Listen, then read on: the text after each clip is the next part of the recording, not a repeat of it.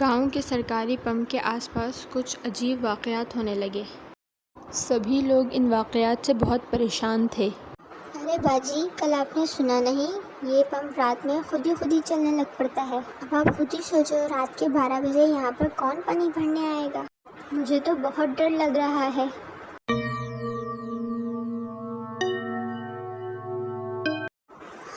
हाँ बाजी, मैंने भी यही सब कुछ सुना है।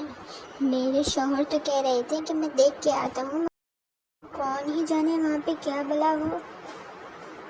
अगली ही रात 12 बजते ही वहाँ पे हैंडपम्प दोबारा खुद से चलने लगा।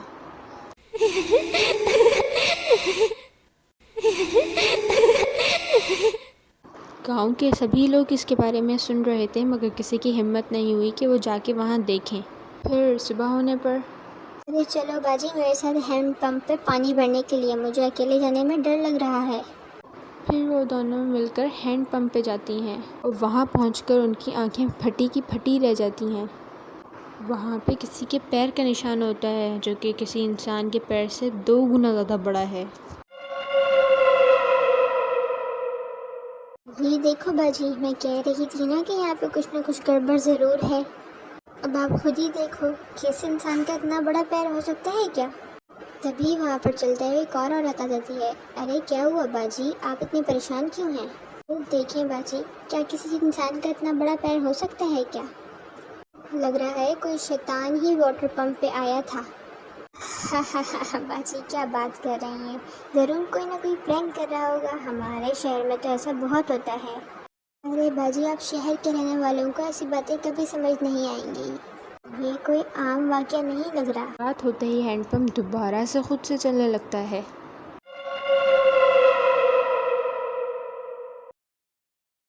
बस अम्मी जान, अब बहुत हुआ। अब मैं जाके देखती हूँ कि किसने हमें इतना तंग कर रखा है। मगर वो जैसे ही वहाँ पहुँची, वो ये देख के दंग रह गई कि वहाँ पे एक चुड़ैल, जो कि 2 सर वाली है, हैंडपम्प चला रही है।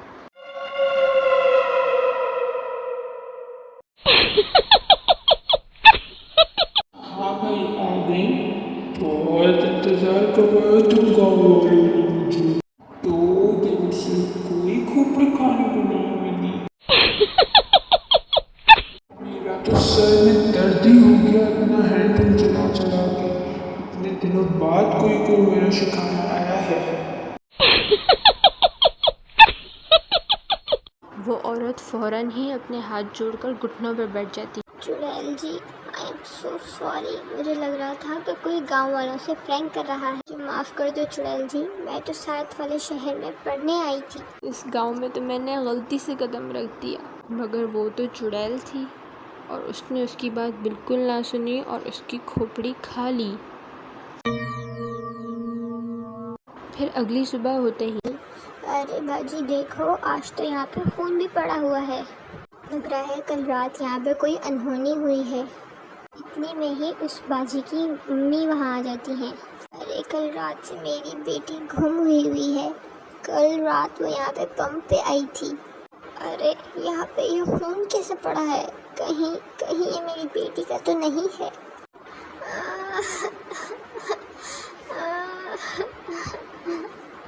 अरे मैडम, कल हम उसको यही कह रहे थे कि इतना लेक्चर हमें मत दो, ये सब ठीक नहीं है। इतने में ही थोड़ी देर में उन्हें पिंकी की लाश एक झाड़ी में पड़ी हुई मिलती है, जिसका सर गायब होता है। इतना ही करते करते ये बात पूरे गांव में फैल जाती है और सब अहद करते हैं कि इस हैंडपम्प पर कोई भी नहीं आएगा। रात के 12 बजते ही वो चुड़ैल दोबारा हैंडपम्प पे आकर वो हैंडपम्प चलाने लगती है, पर उसे कोई भी नहीं दिखता। लगता है ये सब गाँव पे कुछ ज़्यादा ही चालाक होंगे। इनको किसी और तरकीब से बुलाना पड़ेगा, वरना मैं तो भूखी ही मर जाऊंगी। मगर मैं करूँ क्या? रुक जा मेरे जुड़वा सर, अभी तुझे किसी की मुंडी खिलाती हूँ। यही सब करते कराते चुड़ैल उस लड़की की अम्मी के घर पहुंच जाती है। वहाँ जाके चुड़ैल उस अम्मा जी की बेटी की आवाज़ में उसकी अम्मा को बुलाती है। अम्मी, अम्मी मेरे लिए दरवाज़ा खोले। अम्मी। यही सब आवाज़ें सुन के उसकी अम्मी फ़ौरन से उसके लिए दरवाज़ा खोलती हैं। उस चुड़ैल को देखकर उस लड़की की अम्मा वहाँ पे ही कांपने लग जाती हैं। पिंकी, ये तुझे क्या हो गया है? बस उसके इतना बोलते ही चुड़ैल अपनी लंबी ज़बान से उसकी अम्मा को जकड़ लेती है।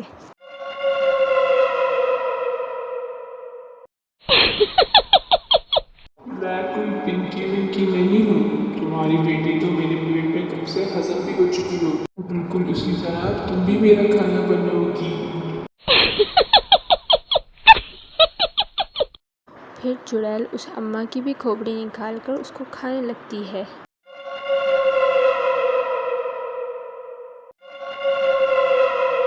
सुबह होते ही उस लड़की की अम्मी की सरकटी लाश देखकर सब लोग परेशान हो जाते हैं। किसी को कुछ समझ नहीं आता कि ये कौन कर रहा है और क्यों कर रहा है। अरे क्या आपने सुना है कि उन माँ बेटियों को किसी ने मारकर उनकी मुंडी खा ली? यही सब सुन लें और मेरा भरोसा करें और बाहर नहीं जाएं, क्या पता आपको क्या हो जाए। अरे मैं तो जाऊंगा और जाके सीसीटीवी भी लगाऊंगा ताकि पता तो लगे ये सब कर कौन रहा है। और फिक्र नहीं करो, मुझे कुछ नहीं होगा। वो बाहर जाते ही साथ गांव की बहुत सी दीवारों पे सीसीटीवी कैमरा लगा देता है। रात होते ही वो चुड़ैल दोबारा हैंडपंप के पास आती है। हैंडपंप चलाने लगती है मगर कोई भी नहीं आता। वो चुड़ैल चालाकी से उस अम्मा बेटी की आवाज़ में भी सबको बुलाती है मगर कोई नहीं आता। ये गाँव वाले कुछ ज़्यादा ही होशियार हो गए हैं। अब तो कुछ और ही करना पड़ेगा। कुछ तो सोचना पड़ेगा क्योंकि अगर मैं 2 दिन भूखी रही तो मैं तो मर ही जाऊंगी। गाँव वाले हैंडपंप से पानी नहीं भरने आ रहे तो क्या हुआ, कुएं से तो भर रहे हैं ना। अब बारी है कुएं पे जाकर बैठने की। जैसे ही कोई उस कुएं के पास आएगा मैं अपनी लंबी ज़बान से उसे पकड़ के खा जाऊंगा।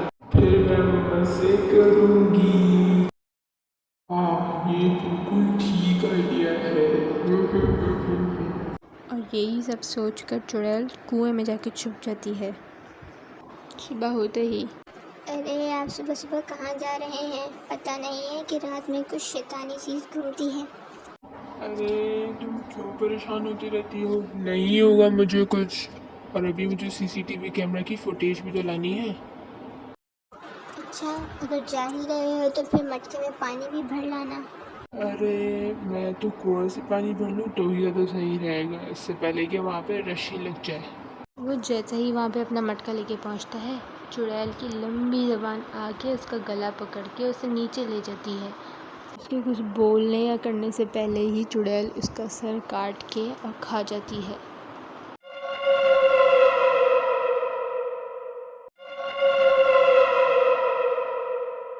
कुछ देर में गाँव वालों को उसकी सरकटी लाश कुएं में दिखती है।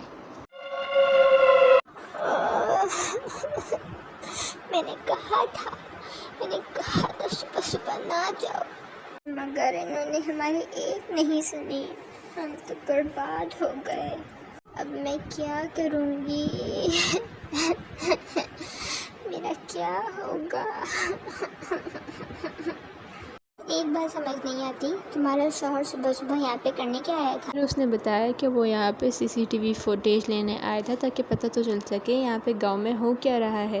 फिर सब गांव वाले मिलकर सीसीटीवी कैमरे से फुटेज निकालते हैं और उसे सब मिलके देखते हैं। यही करके चुड़ैल का सारा सच उनके आंखों के सामने आ जाता है। वैसे सबसे अहम बात वो ये सुनते हैं कि अगर चुड़ैल 2 दिन भूखी रही तो वो मर जाएगी। गाँव वालों, हमारे सामने दुश्मन बहुत ख़तरनाक है। बस हमें अब करना ये है कि हमें अपने बच्चों समेत 3 दिन तक अपने आप को घर में बंद कर लेना है। गाँव में अभी जाकर 3 दिन के लॉकडाउन का ऐलान करता हूँ ताकि सब अपने बाल बच्चों समेत घर के अंदर ही रहें। ये सब होने के बाद चुड़ैल 2 दिन तक भटकी पूरे गांव में घूमती रही मगर उसे एक भी शख्स बाहर नज़र नहीं आया और यही सब करते कराते वो एक दिन मर ही गई।